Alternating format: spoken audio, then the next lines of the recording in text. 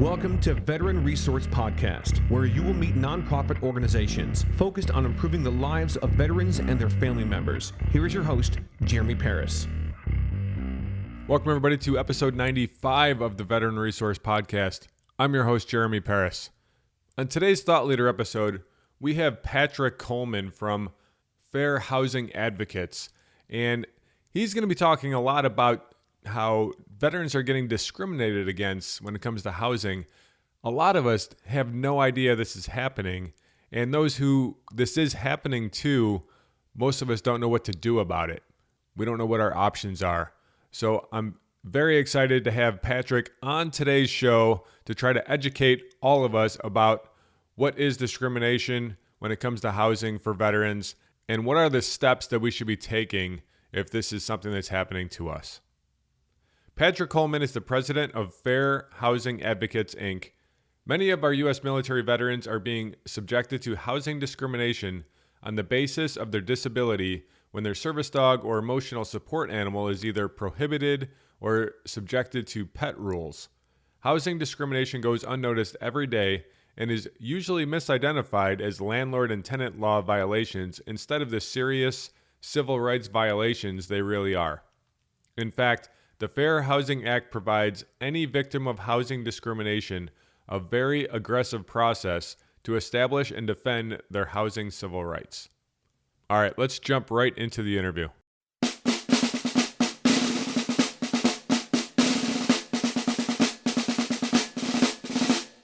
Patrick, welcome to the Veteran Resource Podcast. How are you doing today? Good morning, sir. How are you? I'm doing great. Weather is a little bit dreary here. I kind of wish I was down there where you are, down in sunny Florida. You would never like it. 83, sunny today. Boring. Yeah, I wish. We'll have to do this in person next time. That's right. You can come my way for sure. So, Patrick, let's start off by getting into a little bit about your background. Tell us a little bit about yourself. Me personally. So I did not start off in the, Fair Housing Act civil rights space at all. My beginnings actually were on Wall Street. And one of the things that I focused on in wealth management was fixed income bonds, debt, and it was collateralized mortgage obligations. This is a long time ago, but talking about CMOs, I learned, actually met one of the former supervisors of investigations at the United States Department of HUD at the time, and he was talking about how a lot of these neighborhoods in different parts of the country were being targeted for these subprime, although they were touted as A-rated papers, so, good mortgages, right? They were targeting neighborhoods for these mortgages, knowing that these mortgages were going to fail. This isn't anything new. Everyone's heard this. Made a couple movies about it. Yeah. In more than a few conversations, I learned that there was a way of combating this that was, I'll say, not your typical, an atypical, atypical way of combating this under the Civil Rights Act. I said, I never heard of that. So there was a federal administrative process through the United States Department of HUD, and you're alleging that they did that, sold you a bad loan or targeted your neighborhood, let's say, on the basis of who you are, something called a protected class. Race, skin color, religion, national origin, gender, disability, familial status. Always forgetting a couple there. But, and that there was a process for this. It was very heavy-handed. It was a federal process, so it was sort of scary. And you had the support of the United States government behind you, so the U.S. Department of Housing and Urban Development, HUD, I called HUD, and Department of Justice backs them up. And there was a way of getting all this done, usually at no cost at all, and it was very effective. And then things kind of progressed in a way where, my wife, for example, is in firefighting school. My family is, all my family is military and, serve the public, police, etc. And I found out that there are a lot of issues with people whom we call Patriots, right? Who serve us, protect us. We're being subjected to, it's called housing discrimination, which is a very broad term, and obviously we'll kind of dig into that.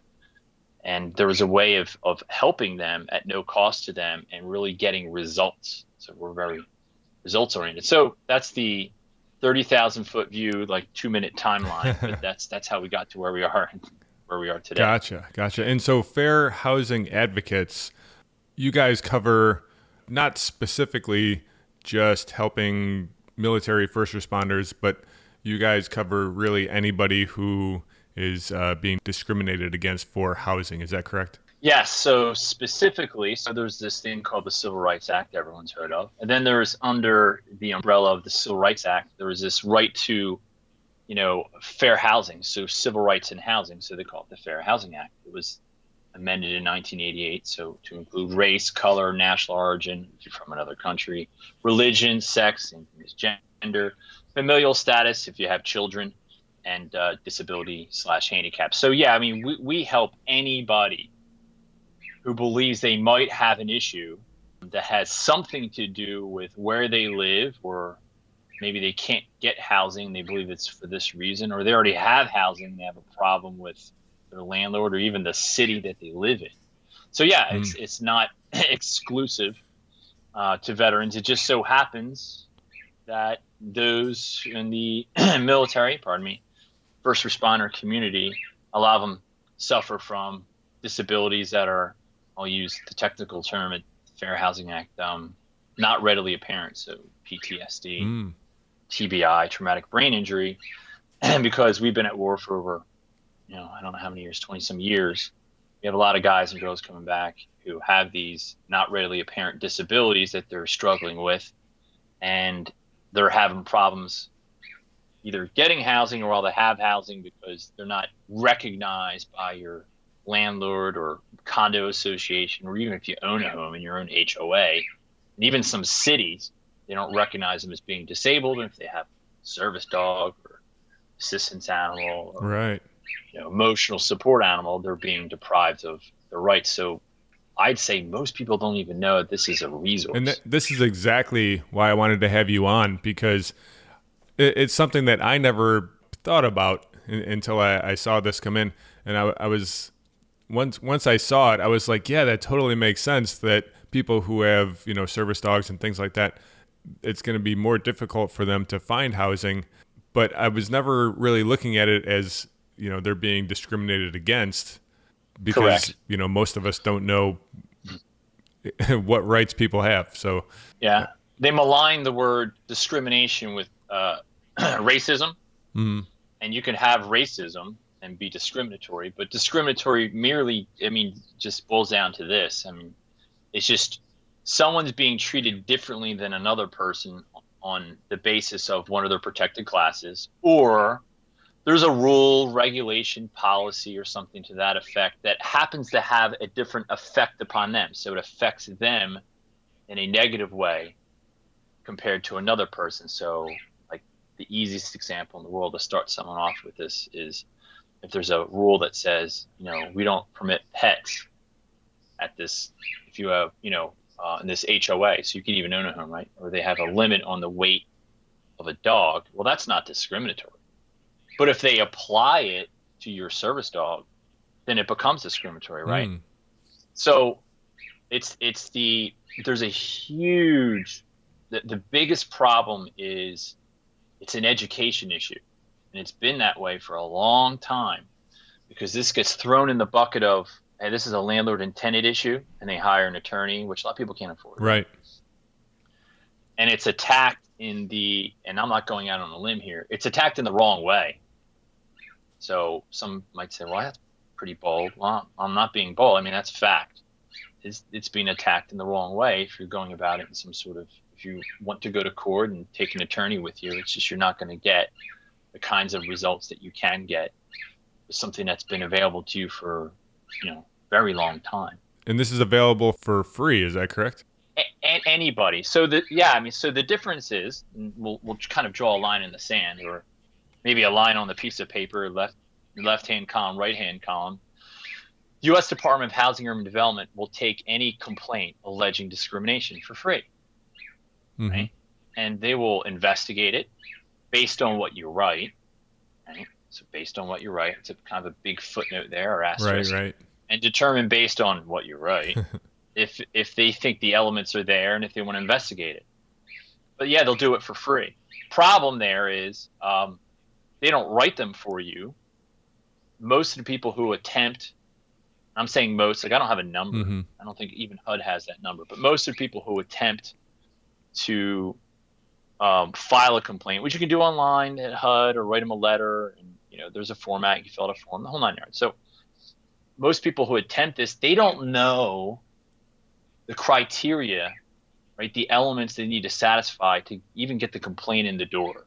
In other words, accepted. We're at the point where HUD's like, yeah, I'm interested in this. We want to check this out. Right. So the education issue is a massive problem because people don't know that it's available to them, number one. Number two, if they find out about it, their chances of getting something in the door are very slim. And if they do get it in the door where it's accepted with a capital A and HUD wants to investigate it, what they wrote on paper and what they say in an interview can often eliminate them from the justice that they deserve. So yeah, HUD will do it for free. What we do is everything. So if you had an issue, let's say you did, mm-hmm. I'll give you an odd example, although it's not that odd, it's just odd to other people, where let's say you lived in a town or a city even, I have cases against cities, right? Where the city has an ordinance against German Shepherd dogs or pit bull dogs or whatever. Let's say you have a pit bull. And your pit bull happens to be your emotional support animal or service dog. Doesn't matter under the act, they're both the same, which also freaks people out. Let's say you live within that town, you own a home, and you're within the town limits, right? And they have this breed ordinance. And they say to you, Jeremy, we have a breeding ordinance here. You can't have that dog. And you're, well, I live here. That's my home. I own it. And that is my service dog, right? Now, if they strictly apply that law, they say, well, Jeremy, we don't care. A breed ordinance, a law is law here, right? You can't have that dog here. Well, that is a housing issue. So most people equate it with, you rent an apartment. That's most of our cases, but you can be an owner in a town. And then there's your fair housing issue is, they're depriving you of your rights to equal housing. If you can't live without your service dog because it helps you with a daily life activity, right? They can't part you from your dog. So what we would do is, and there's two parts. So HUD does everything. On that side, the processing side, what we do is I would interview you, gather some evidence, put things together, make sure it's written the right way. I've never written a complaint that wasn't accepted, ever. Filed properly, make sure it's accepted, work with the investigator. We're in, I don't know how many states, 30 states. I know investigators in almost every state, in every FAP agency that works for HUD. A FHAP is Fair Housing Assistance Program. Like some states, outsource. Will say they'll pay a civil rights agency in that state to take care of their business. So we call it a FAP agency.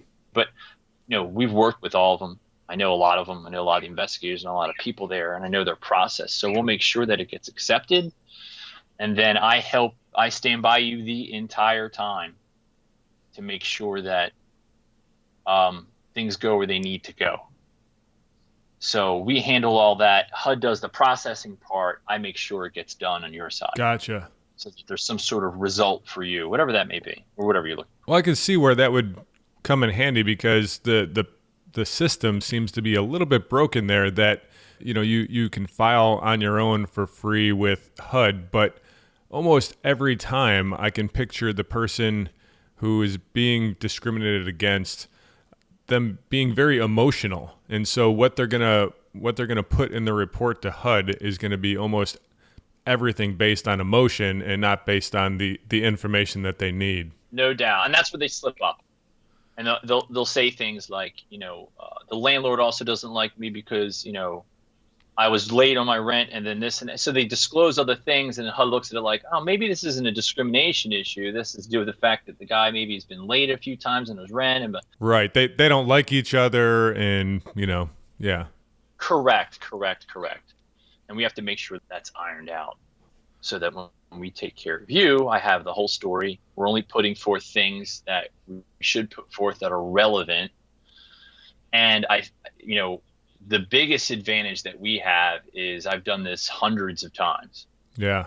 And the one thing that we can do that's very different is, as a nonprofit civil rights firm organization, right? Civil rights organization and fair housing organization, is most people that come to us, Jeremy, if there was 100 that come to us, and I'd say 98 of them will say, when I say, hey, Jeremy, do you have any proof that the city, the town, the HOA, the landlord told you that you can't have your assistance animal in the pool area? Do you have any proof that they told you that they forbade you from taking your assistance animal to the pool area?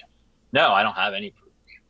Okay, well, it becomes a he said, she said, right? You file it, and they're just going to interview you, with me, of course, interview the landlord, and it doesn't go anywhere, right?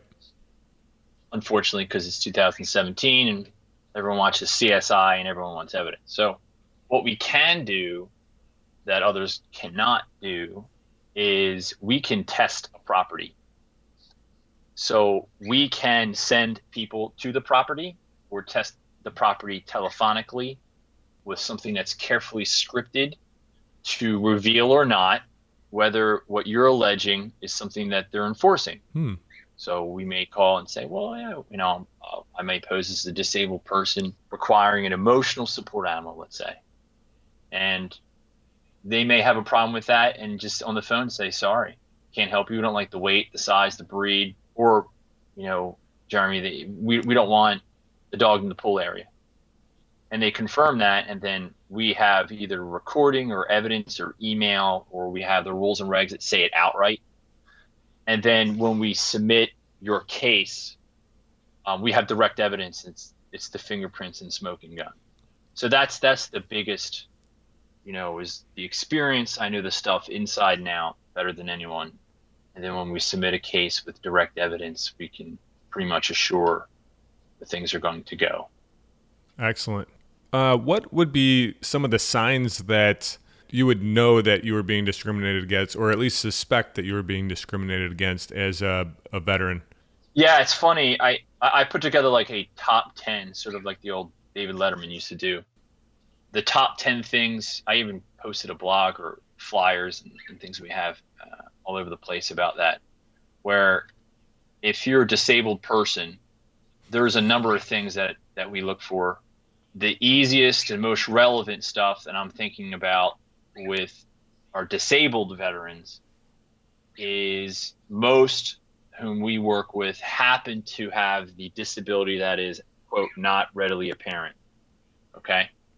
So you look at someone like myself or yourself, and I've never met you, but for me, I'm a 6'2" guy, early 40s. I'm one of those health nuts, CrossFit, the whole 9 yards, right? All the stereotypes. And if I walked in the door and said that I had a post-traumatic stress disorder and it was disabling, and due to my service to my country, I suffer from a severe form of post-traumatic stress disorder, I don't have to tell anyone the actual disability. PTSD is not a disability. It's a disorder. It can be disabling, but let's say it limits my ability to sleep. I can't sleep at all, or I have nightmares and whatnot. And then I need this dog because he either wakes me up from my nightmares so I can sleep. I'm going from I can't sleep to I can sleep, hence the need for the animal, right? So top 10, when I look, it's more geared to what we see coming in at us. So if people have PTSD and TBI, top 10 things are when they have issues with your emotional support animal or your service dog, whether it's the apartment complex, condo association doesn't approve of the size of the dog, the weight of the dog, the breed of the dog. They want to charge a pet rent, pet fee, pet deposit.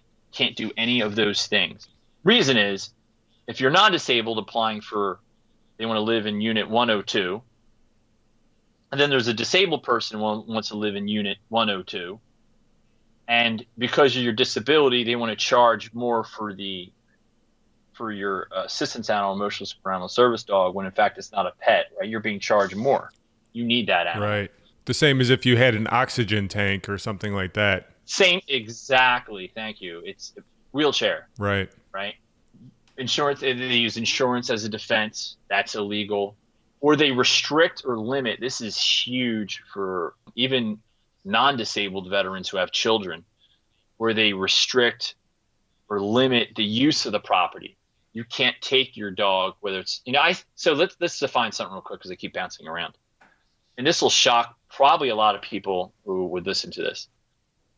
The term is assistance animal for the United States Department of Housing and Urban Development and DOJ. Anything to do with housing, the word is assistance animal. It doesn't matter if it's public housing, Pickaway County, Public Housing Authority, that's usually governed by ADA standards. It doesn't matter. If it has to do with housing, fair housing standards have to apply. They're much more broad. So when I say assistance animal, this is key because this freaks out a lot of people and attorneys who are trying to defend their property. Assistance animal is an emotional support animal or a service dog. They're the same. I know when you go out in public, it's not. Right? Service dogs are given priority with where they can go. Emotional support animals, not so much. Yeah. Right? Under housing, they're the same. As long as a dog provides some sort of assistance that alleviates, addresses, one of the symptoms of the disability or one of the effects of the disability, it's necessary. They just call it assistance animal. Okay? So if they're prohibiting where you can take your assistance animal, you can't have it in the pool area. Of course, not in the pool.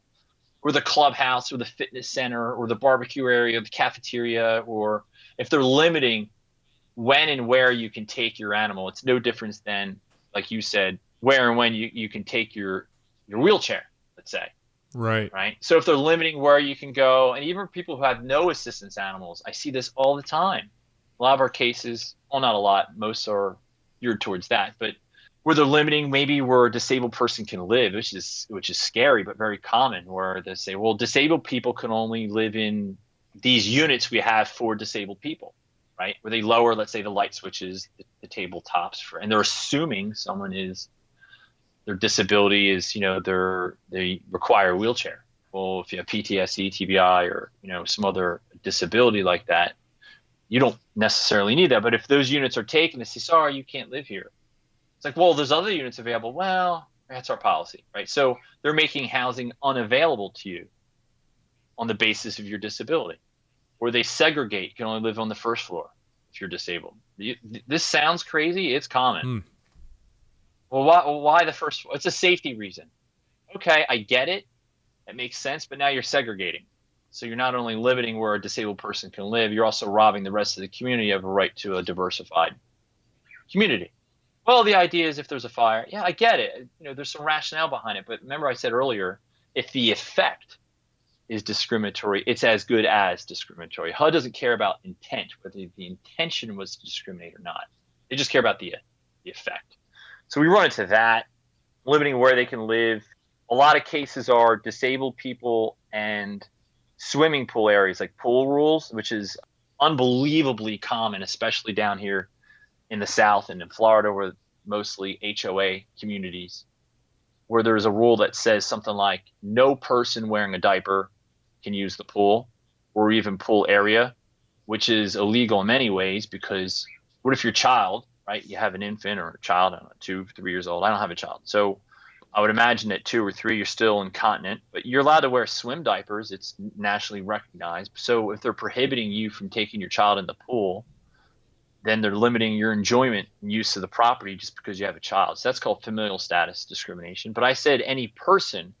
So we see a lot of rules where it's any person with a diaper. I do have cases across the country where an adult suffers from incontinence either due to their medication or their actual disability. And, it's not fun for them. And it's probably a little embarrassing, but they can wear adult swim diapers or whatever it may be and still use the pool. It's common, but some places prohibit it entirely. So now they can't use it. Where there's a hot tub rule that says if you're disabled, and I have this in print, if you're disabled, disabled people, how did it go recently?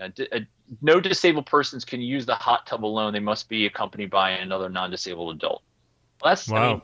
What if my disability has nothing to do with, I don't know what they're imagining, right? Right. Right. They're only picturing one specific disability, like you can't walk or something like that. Right. Someone who's legless. Wow. It's amazing the ways, we have cases against 3 cities in different states in this country for strictly applying rules that absolutely have an discriminatory effect upon disabled persons. Big problem is requiring, and this is huge, so anyone that hears this is going to freak out, a doctor's letter. That is not a requirement. We're requiring a service dog certificate. Absolutely not a requirement anywhere under the Act. It's illegal. We require service dog certificate. We require your service dog to be registered with a service dog agency. Highly illegal. These are all new additional barriers or hoops that people have to jump through. Well, that's not a requirement under the Act at all. But the whole service dog certificate, service dog registration, unbelievably unnecessary and illegal, because it also usually requires payment. So now you have a disabled person paying for something that they don't have to pay for under the Act at all. Or you have to prove your disability with a doctor's letter, also illegal. It depends. Verify the disability. It doesn't have to come from a doctor, though. People don't get that. It has to come from a reliable source. Well, we can't let you have your dog, Jeremy. Why? Well, the letter you gave us came from your psychologist at the VA. We need a doctor's letter because anyone can write this. That's not true.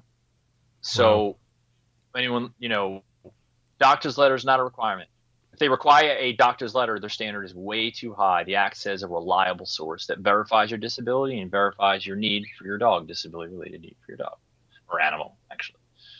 So, I mean, probably fill the next half hour talking about the, hundreds of ways, but that seems to be the most common. I always say, like, if something seems to be unfair, it probably is. Yeah. Well, something that people should consider also is that, most of the time when this discrimination is happening, it's not because these landlords or apartment complex owners are a-holes and they want to screw you over. I mean, anybody can be a landlord. If you can purchase a house and rent it out to somebody, then you're qualified, you're eligible. And most people aren't going to know that are landlords. They're not going to know all of the different things that they can and can't do. They're kind of, making it up as they go along. So they might think, yeah, it's totally fine to, in fact, I'm probably being safe by saying that, not everybody who's disabled can be in the hot tub. I'm being a good landlord. They're not, doing it on purpose. Right. You're trying to protect them. Right. Yeah, but not like I would say based on if something's in print like that, like I described on a placard by the pool, no disabled person, HUD actually considers that just overt discrimination, right? Mm-hmm. But you could tell the design of the rule was to, protect, right, safety. Right. So I would say, I have a couple cases where the discrimination is intentional. I mean, it's absolutely, but most are unintentional because there's just straight up ignorance on the part of the landlord, the owner, the property management firm, or the attorney, which is more common actually.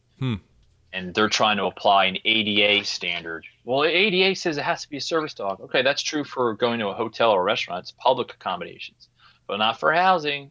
It's FHA, Fair Housing Act standards. All Fair Housing Act standards says you must be disabled. That's it, right? Must be disabled, number one, which means your disability, you don't have to have a named disability. PTSD is not even a disability. The reason why it's disabling is if it substantially limits one of your daily life activities.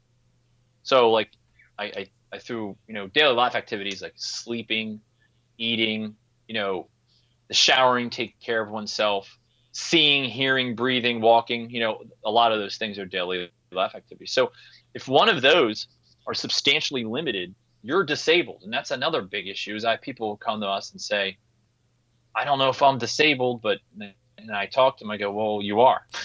I didn't know I was. Well, you don't need a named, you don't need a card carry around that says you're disabled. That's not how disability works. And I'll come back to that actually if you remember to ask me what is disability, because it's super important. But all Fair Housing Act requires is, number one, your disability is defined under the Act, which is Daily life activity substantially limited. Done. Number one. Number two, you just have to need the animal. So there has to be necessary, you need the animal. And then number three, the need for the animal has everything to do with your disability. So there's a nexus or connection between the assistance it provides and your disability. It has to be connection. So if I can't sleep, dog better help me sleep. I can't walk, dog better help me walk, right? The connection has to be, that's it. And then, that's when an assistance animal becomes necessary for an accommodation. Other than that, they're only allowed to ask you to verify your disability and your disability related need through reliable documentation. That's it. So they can say, Jeremy, maybe they look at you and they can't tell you're disabled or even why you need your dog, right? Right. All they can ask you is say, hey, Jeremy, can you provide me document? I'm quoting. I've done this, 500-600 times. So, Jeremy, can you get me documentation from a reliable source verifying your disability and verifying your disability related need for your assistance animal? End quotes. That's it. So it come from a psychologist, come from your boss, come from even a minister, a priest, accommodation, someone that would have intimate understanding of who you are and your disability related, and your disability. And then what the dog does. Well, it helps my mom get out of her chair because she can't get out of her chair. She has a problem walking. Well, that's a disability. And then because the dog helps her do that, it's magically, I like to use that word, it's magically a service dog. What do you mean it's a service dog? Where did it get trained? Well, my mom trained it. Don't they have to be professionally trained? No. As long as it provides assistance that directly alleviates or addresses the disability or symptom of a disability. She can't walk, helps her walk. Done deal. And it just has to be verified through something, quote, reliable. Yeah, that is definitely something that most people aren't gonna know just offhand.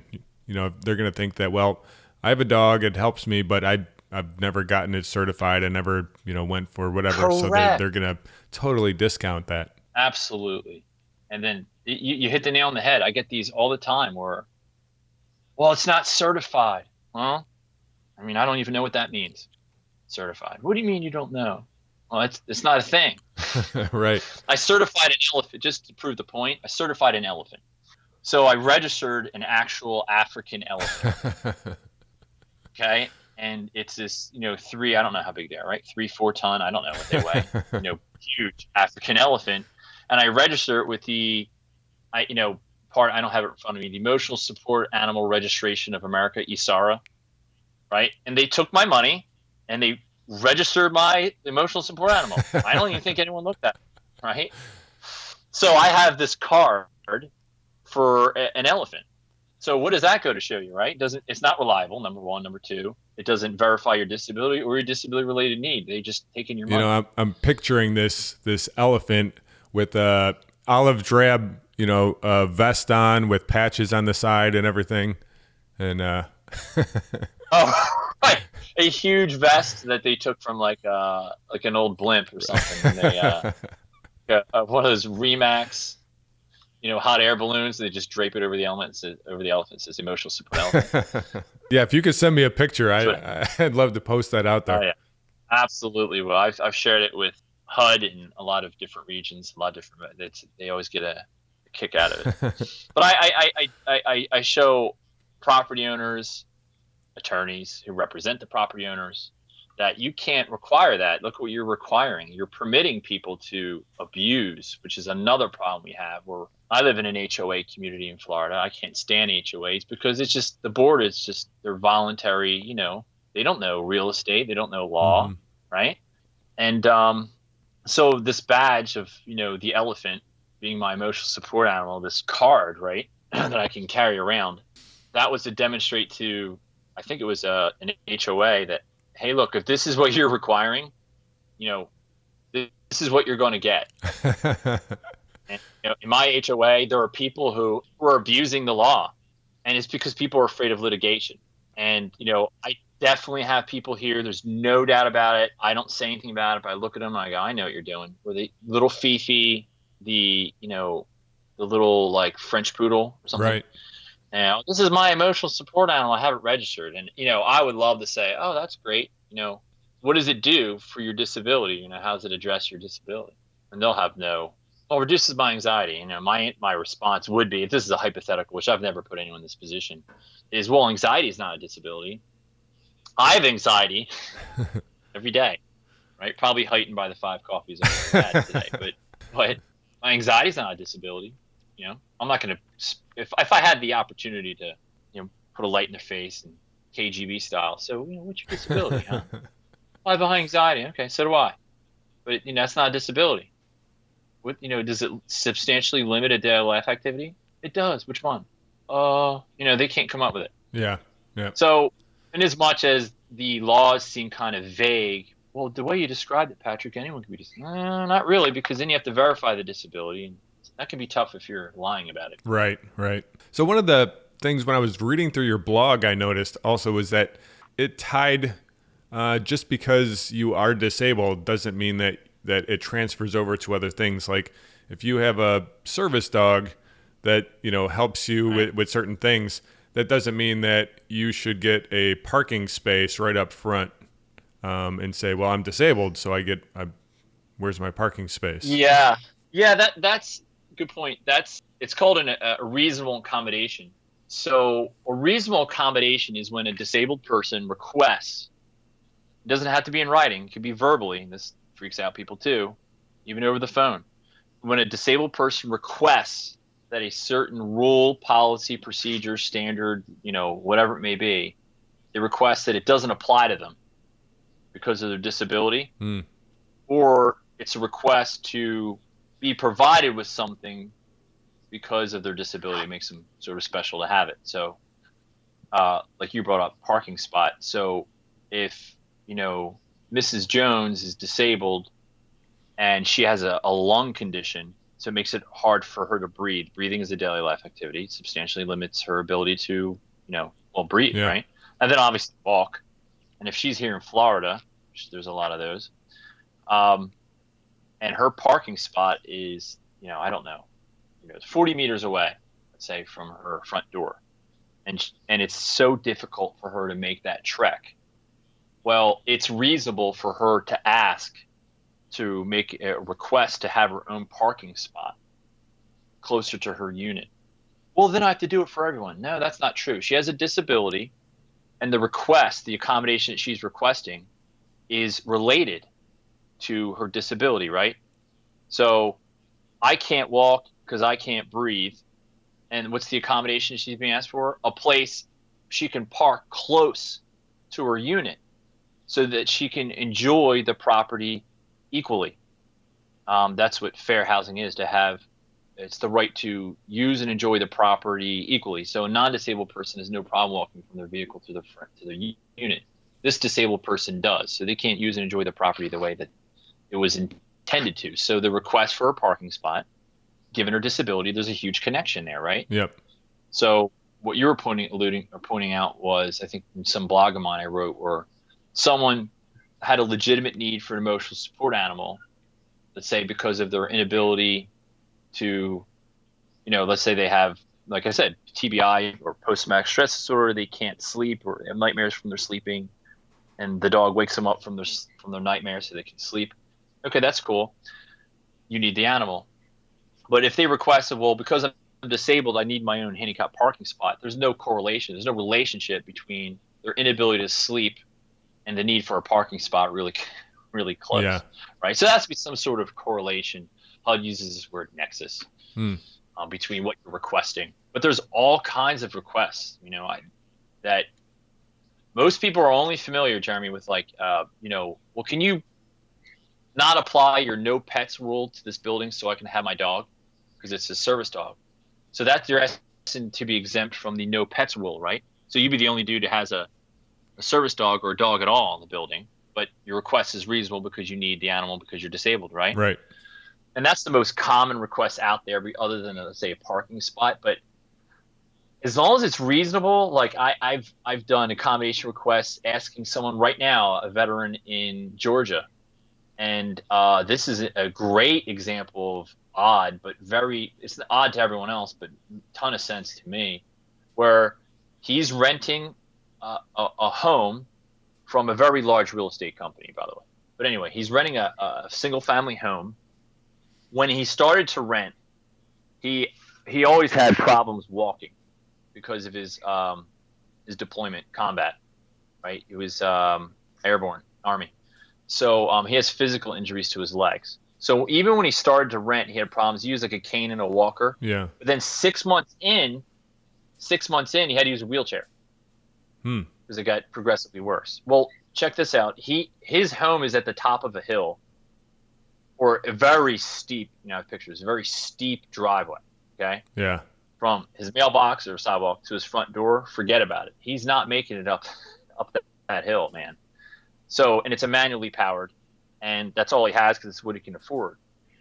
So getting, even out of his home from his front door, I mean, there's risk of physical injury. There's problems here because it's this steep hill, right? Yeah. So there's no way of like making accommodation requests saying, well, can you, I don't know, level the hill and reduce the elevation of my home? That can't happen. Right. So because of the topography of the land. So he's requesting, it's like, I can't live here anymore. It's dangerous. It's treacherous. I can't even get into my vehicle because I can roll down the hill if my wife's not here. Okay. And I said, well, look, we can make a very reasonable accommodation request asking that they let you out of the lease early without any penalty because your circumstances are different.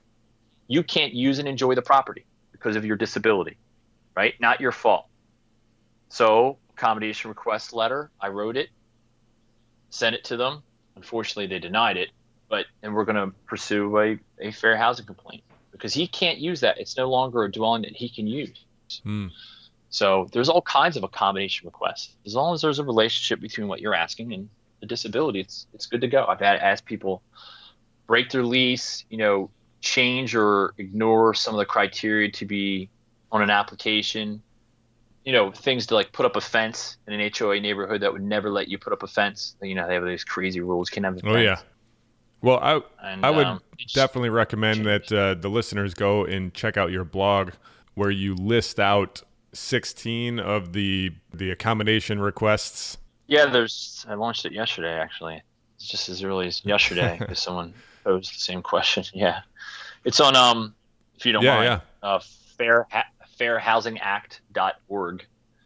So the Fair Housing Act, ACT, fairhousingact.org, O-R-G, and there's a blog. But anyone that needs this or has questions can call, ask, email. We get a lot of PMs on Facebook. Oh, nice. Which makes sense. Consumer. That's how things get done these days. Yeah, I prefer the real-time interaction. It's not something that's provided anymore. Or it used to be maybe a decade or two ago. You had a problem with like whatever it is you bought, you got a live person who would answer your questions. But we pride ourselves in that. Up until a little while ago, it just makes sense. Just shoot me an email and I'll take care of it. But now digging through 700 emails every day, that's a little more difficult. Yeah, no doubt. Yeah. So we talked about some of the things that people might be being discriminated, some symptoms that they might be getting discriminated against. Should somebody who's listening to this find out or realize that they are being discriminated against, what should they do about it? Well, call us. So if they're not, very few people know that they are. Right. They come to a realization later after like they listen to your podcast, right? Like, oh my gosh, I didn't know that me paying this pet rent every month was discriminatory for my service dog, right? So they come to a realization later. Very few people know, but if they think or they're not sure, they should reach us and we'll be able to figure it out for them. The criteria is pretty easy. At least for me to figure out, but there's criteria like it has to have happened within the past 12 months. You have to believe they did it because of your protected class. There's some things there. And then of course, always the issue, hey, they want to charge me this for that. Is that discriminatory? And I could say, well, actually it is if blah, blah, blah, and walk them through it. Right. And if they qualify like on the spot, a lot of the stuff's pretty simple. There aren't too many moving parts with most of the cases, but, we would help. It would be myself. I have a whole team here, but we would interview them, gather facts, maybe even test the property to gather evidence and file a complaint. By the way, I don't ever leave my office. The person whom we're representing, the veteran will say, never has to go anywhere. It's because it's a federal process, it's administrative. So HUD handles everything. It's all over the phone. So these Okay? people could be in But different states. They don't have to be over where you are, and they could still get help through you. No. Yeah, I mean, most of our cases are not in my state. So I'm in everywhere from Florida to New Mexico up to North Dakota and over to Maryland, Virginia. I don't know how many states that is, but let's say about 30 of them. Nice. I have New York State, actually that's why Buffalo. Oh yeah. There's 4 of them last week, just 4 in the same area. But so no, that's the beauty of it is you're not going anywhere. Don't worry about it. You're not going to have to dress up and go to court. They made it a federal administrative process to remove political sway. What would you call it? They just remove the local judge, and the political affiliations, connections. The good old boy system. Yeah. And all that's gone, which is great. So if we file for you and represent you and help you, you don't have to go anywhere. Wear what you wear at home. It'll be interviews, some emails. That's it. That's as far as it's ever going to go. That's great. And then on top of that, if I could stress something to anyone out there, this is a big deal, is that if you file a federal civil rights action, like this fair housing complaint, the respondent, I'll just say the bad guy, right, whether it's a landlord or whomever it may be, will never know you filed. And that's a big deal because people, and a lot of the guys that work with PTSD, and there's a huge scope.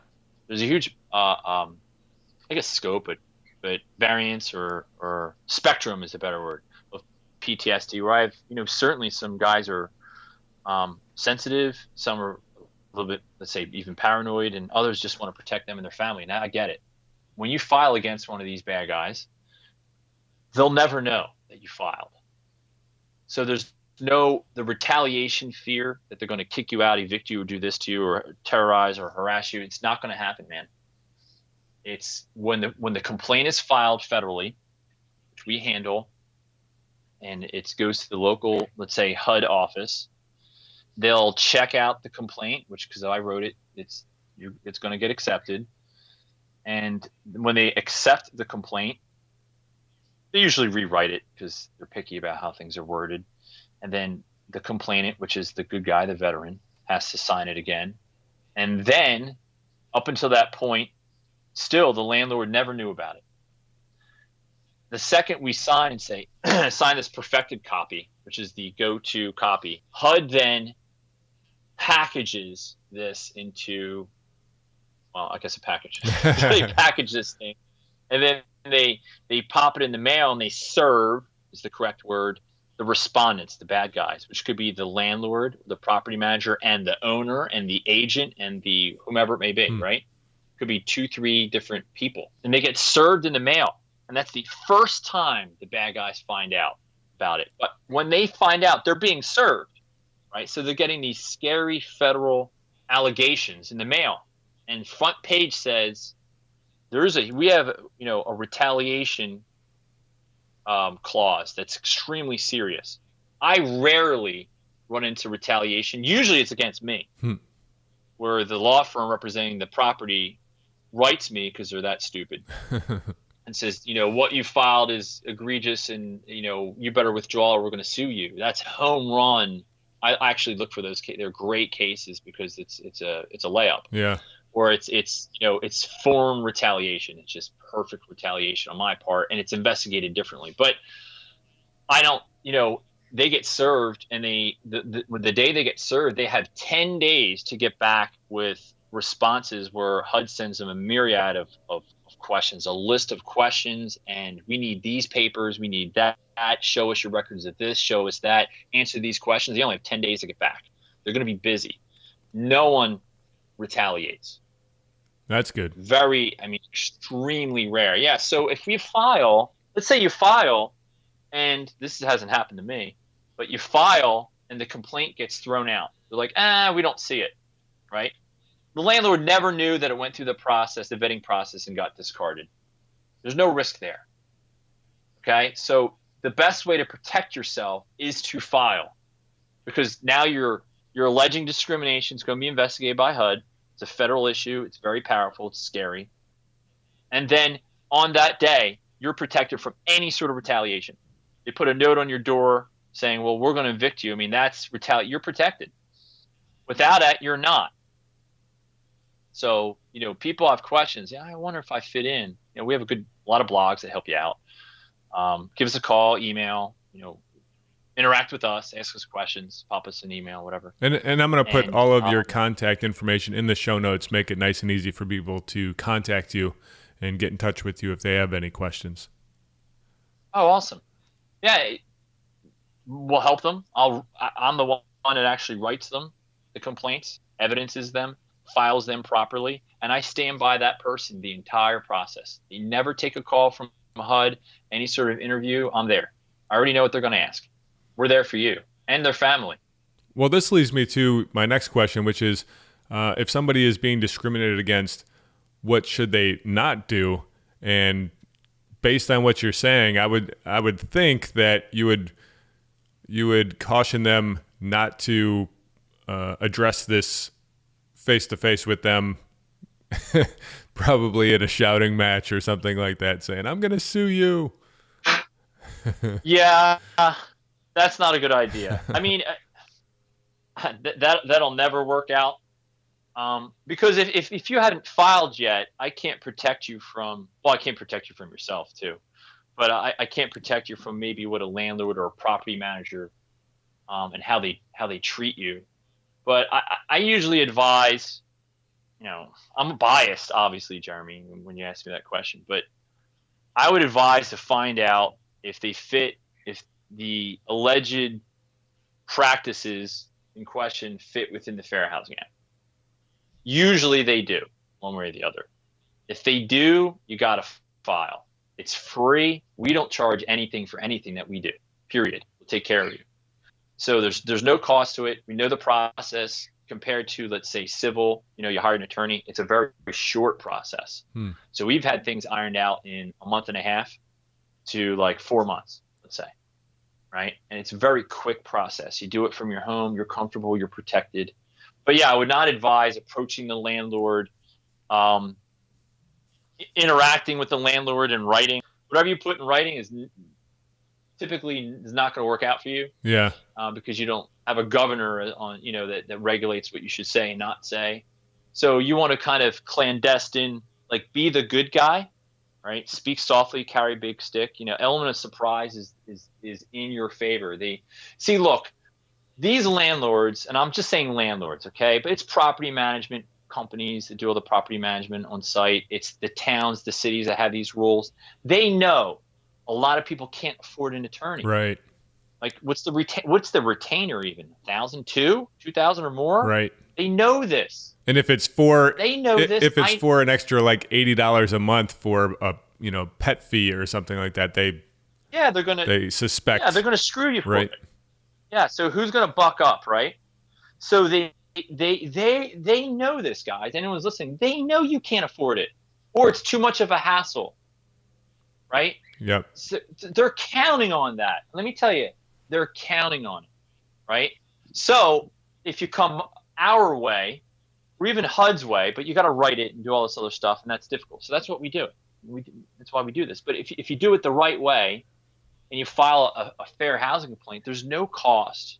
And I'm telling you, of all the states I've worked within, I know of only 2 attorneys, all right, over hundreds of cases that actually even understand the Fair Housing Act. I mean, that represented the bad guy, the landlord, the property.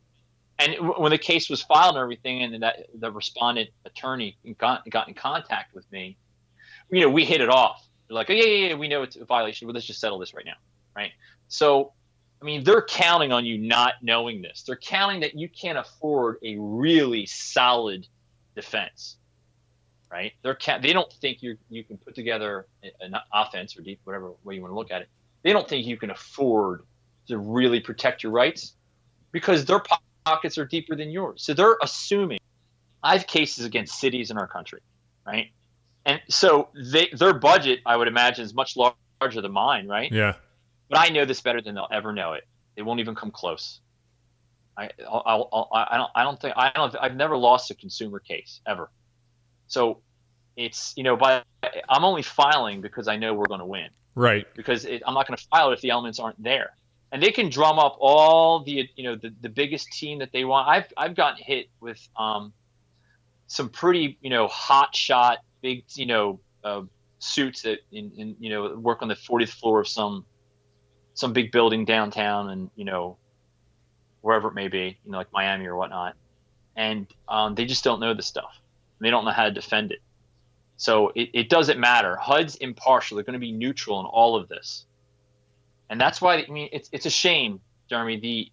The spirit of the Fair Housing Act is great. It's don't worry about it. If you were discriminated against, that's, we're going to take care of you here in America. That's why people come to America. My wife's from another country. So don't worry about it. Your civil rights are being violated. We got your back. That's the spirit of it.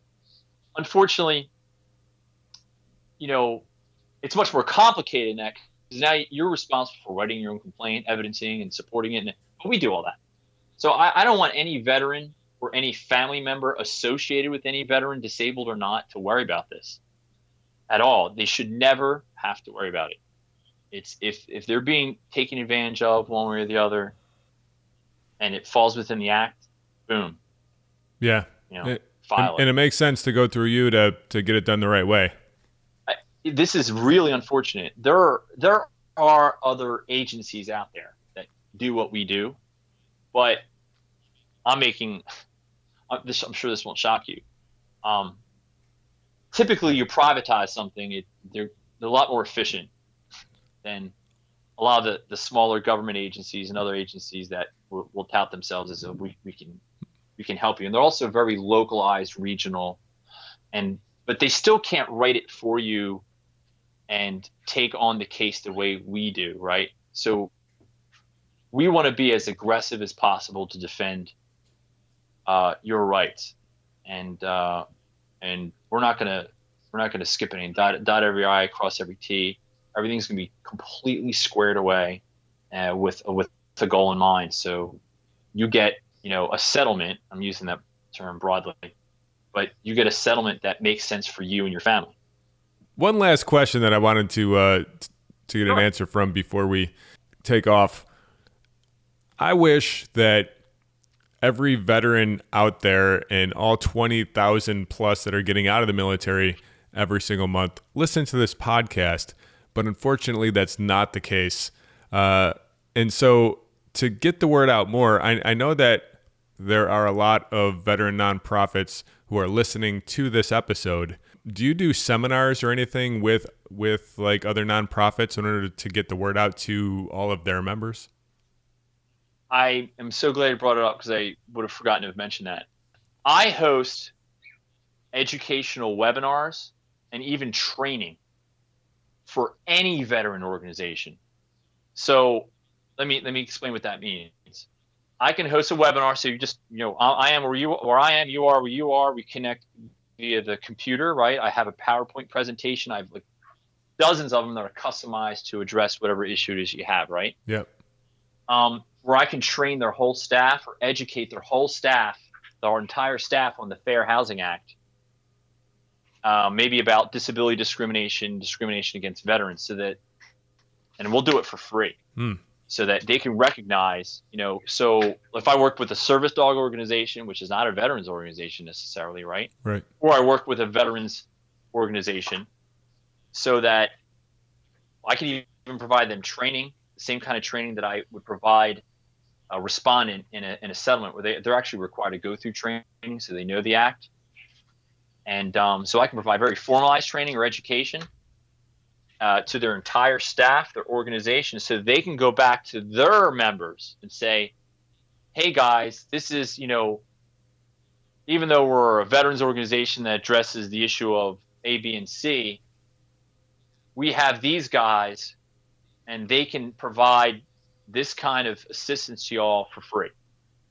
Because I can tell you right now, their audience, a lot of them are being victimized in one way in housing. They just don't know it. Right. Or they don't have a way of expressing it, identifying it, and addressing it. So Absolutely. I have a webinar today, actually, and one tomorrow. Oh, nice. Where I'm training a veterans organization, one in Nebraska and another one in the South. I think it's Tennessee. And they don't do what we do. And I know their mission and purpose isn't what ours is, but they recognize that, hey, we work with 20, 30 new veterans a month. Let's put, and I have worksheets. I have like little flyers. Hey, top 10 things to look for, right? So I'll make all this available to them so that they can help. It's value added to their members. I don't care if it's a nonprofit or not. I mean, if you work with veterans, we want to be able to take care of all of them. That's great. Well, hopefully some of the people out here will be getting in contact with you and helping to get the word out. And like I said, I'm going to put all of your contact information in the show notes to make it super easy for any of the veterans that are listening or the family members or the veteran nonprofits. So you might get a call or two. We're excited to help as many people as we can. Well, Patrick, thank you so much for coming on the show and talking about this. I've learned a ton. I had no idea that most of this was even discrimination. So once I started to dig into it, it was like, yeah, that makes sense. Yep, that makes sense. That makes sense. But until you hear somebody like you talking about it and talking through it, it's usually not even on your mind. So thank you very much. Oh, I appreciate it. Thank you for even giving me the forum to express how we can help. We want to give back to those who defend our freedoms. Excellent. Well, we will keep in contact, and maybe we'll have to have you on in the future and dig in a little bit deeper in one or two of these subjects. I would welcome that, definitely. Awesome. Absolutely. Well, you have a great day, Patrick. Hey, Jeremy, appreciate your time. Thank you.